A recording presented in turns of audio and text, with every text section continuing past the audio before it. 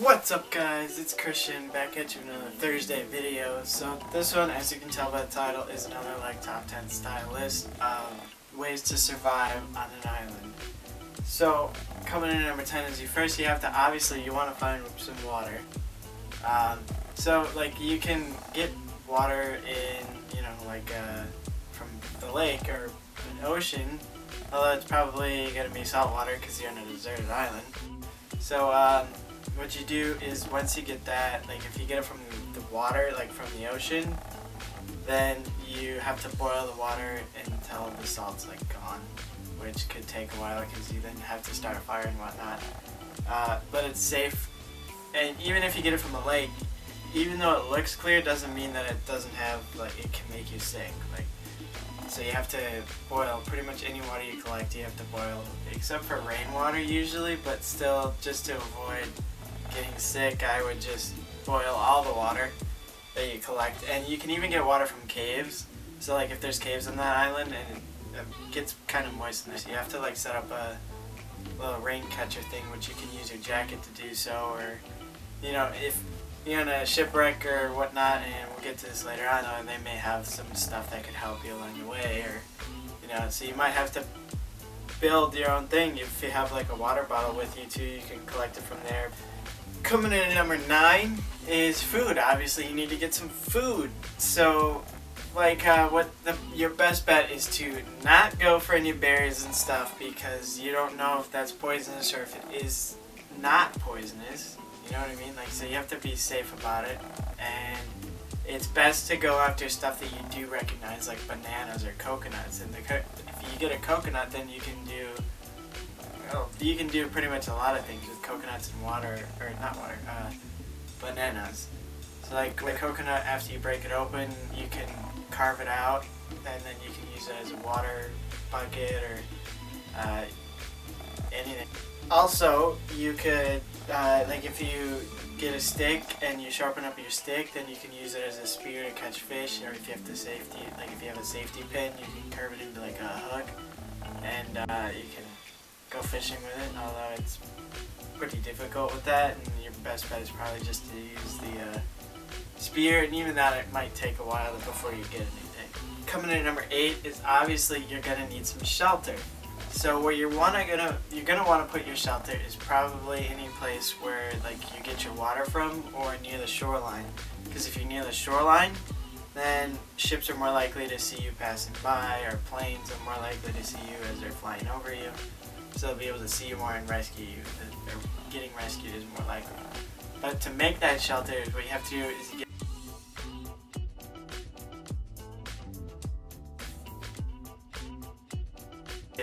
a large tree, and then you have to have a bunch of sticks, and you lean up that stick against the tree, and then lay other sticks around it, and then you just put tiny sticks, or little. Okay, so coming in at number 7 is if you have, over the top of it, obviously you have to make a fire to stay warm and to cook your meals. So if you have a phone that you can take the cover off and you have a battery, which before I get to that, if you have a phone and you do have service, just use that to get out of the situation. Some people are panicking so badly that they don't even realize their phone has service and they're freaking out. So just check your phone and see if it has service. So basically, if your phone obviously does not have service, then you take the battery out and you puncture the battery after you've collected all of your stuff and put it into the little teepee looking thing, and you put you put some leaves around the bottom of it. Then you put that battery, after you puncture it, you put it in there, and then it'll catch everything on fire. Now you have to leave that cooking for a while to avoid poisoning yourself from the battery acid and whatnot. But once it gets going and it's been a while, you should be safe to, cook your meals, boil your water, and all that fun stuff. Don't have a phone that takes the cover off, rip you. No, you could use if you have a magnifying glass or a pair of glasses, use the light from the sun to start a fire, or you can do the old Boy Scout method and rub 2 sticks together. And at number 6, since we're also talking about, when we were earlier talking about cell service, you probably came to that island off of a plane crash or ship crash maybe, or you're more than likely you were in some sort of an accident. So start looking for other survivors. If there are other people that you can survive with, then you're more than likely to survive, because each person has their own little skill set. So some person could be really good at building, some person may be a survivalist, some person may have tons of gear that could help everyone. So, start looking for survivors, and somebody could be a doctor, and if there's a doctor, obviously common sense says that the doctor's probably going to help people that are injured, because you more than likely are injured from the previous accident. Coming in number 5 is to start searching your ship or plane or whatever you happen to be in when it crashed for survival gear. There's probably, like on a ship or a plane, there's probably like a first aid kit and like an emergency box that has a flare gun or some flares, or a survival book. Some of them do have survival books. There's food crates, there's tons of stuff that you could get. Your own luggage that you may have some gear in to help you survive, or other people's luggage that maybe couldn't get to their luggage in time. So scavenge for supplies, and it's going to be a lot easier to survive. Coming in at number 4 is to create a rescue symbol. So if you have like a beach, you can carve a giant SOS, or you can make a giant fire, or use like a reflective surface to shine a light and get somebody's attention. Coming in at number 3, if you have an injury and you're on an island that does have bananas, what you do is you take the banana peel and you put it on your injury, and it's like an antibiotic kind of thing where it kind of prevents it from getting infected, and then if it is infected, then it kind of helps clear it up. It won't 100% clear it up, but it will keep you from dying from the infection. You'll probably get like a little sick, but you won't die.